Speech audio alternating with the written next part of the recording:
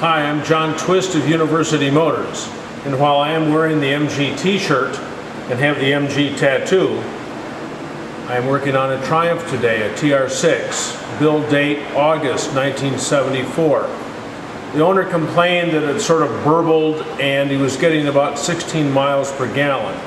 Now if you're really heavy into the throttle, you can destroy your mileage by racing it really fast, but just for normal kind of use, you ought to run around 25 miles per gallon. So what was wrong? Well, the Triumphs were designed to meet the emission standards by retarding the timing pretty dramatically at idle. So the idle is artificially degraded. One of the easy things to do is reset the timing at 32 degrees before top dead center, maximum advance, vacuum disconnected. So disconnect the vacuum. We're going to zoom down here on the vacuum advance unit.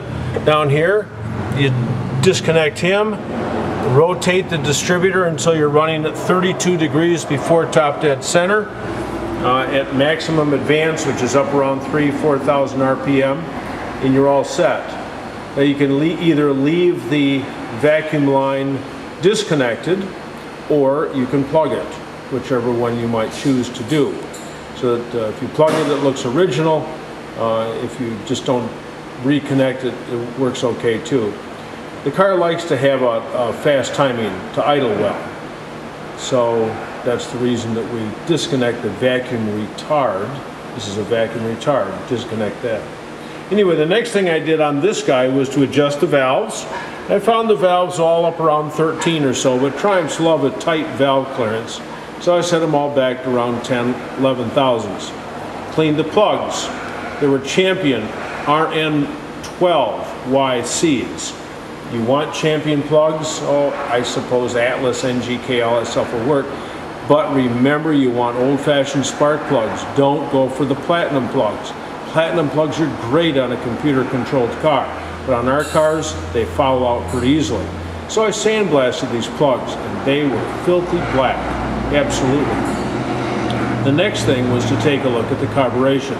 So I cleaned the carburetors off, I took the air cleaners off, and I took the pistons out of the carburetor bodies, air pistons, cleaned the air chambers, cleaned the springs, cleaned the pistons, and surprise, surprise, I found probably the root of the problem. Here are the carburetor diaphragms. Remember that Stromberg carburetors are clones of SUs, only that they use a diaphragm instead of a finely machined surface. You see the hole there? Each one of these is perforated. See the hole there? Okay? So, if you have a hole in the diaphragm, then the piston sits artificially low. Look at this one, this is all holy. The piston can't rise as high as it should, and because the piston sits low, the vacuum at the venturi increases, and you draw more gasoline out of the jet. So by having a torn diaphragm, you run rich. That was probably the main problem. While I had them off, I also changed the O-ring down on the bottom of the adjuster, and you can see that this O-ring is broken. Okay? Plus, he's no longer an O, he's a square, and he's no longer supple, he's hard. I can probably, not quite. I can't quite, there he goes. I was able to snap him, okay? So that's just because he's old. When this O-ring fails, which is down inside the air piston, when that fails, then the oil, which sits on the top of the carburetors, is able to be drawn into the airflow. That's why you have to refill the carburetors at every fill up. And again, I like to use 80-90 oil, 80-90 gear oil. I love using that. I don't like to use lightweight gear oil. I think the heavier oil gives you better acceleration. Well, I know heavier oil gives you better acceleration. Remember, these carburetors are, 74, is at 84, 94, 04. I mean, this guy's pushing 40 years old. a lot of wear on the inside of the air piston and on the damper that fits inside. So this damper here, the plunger, has been abraded a lot over the past 40 years. So we put in the thicker oil to account for the wear. Lastly, of course, I just started it up, adjusted the mixture and idle, got the airflow the same, and then lifted each piston.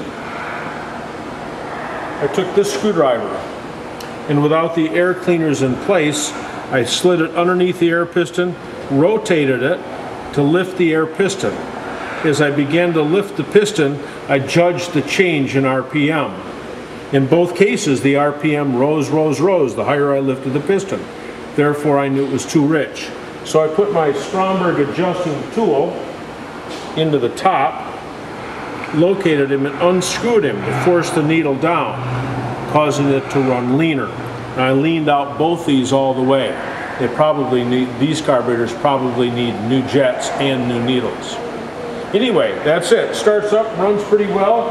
Let me, just for the camera here, come around, and I'm going to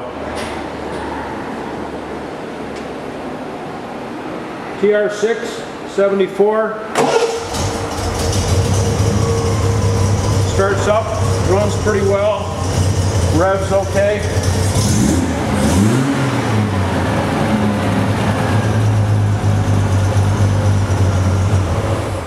So I know my way around Triumphs too. Hey, if you're going to be in central Pennsylvania, it used to be the Central Pennsylvania Triumph Register. Now it's the Central Pennsylvania British Car meet in Altoona the weekend after Labor Day. So I'll be there. Thanks for your support. Send your work here. I don't want to sound like Starvin' Marvin, but stop. I need your business. Anyway, until later, see ya.